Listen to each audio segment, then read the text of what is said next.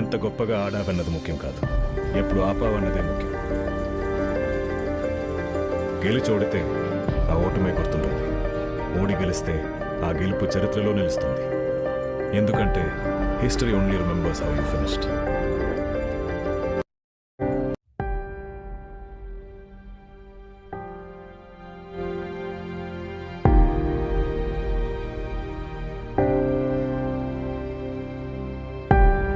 这